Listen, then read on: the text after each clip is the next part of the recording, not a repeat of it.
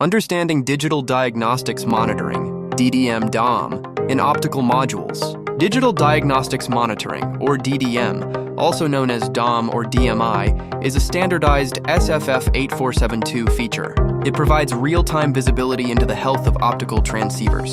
Key parameters include temperature, voltage, transmit and receive power, and laser bias current. DDM enables proactive troubleshooting and predictive maintenance, minimizing downtime. This is crucial for 100G, 400G, and 800G networks, especially in high-density data centers and AI clusters.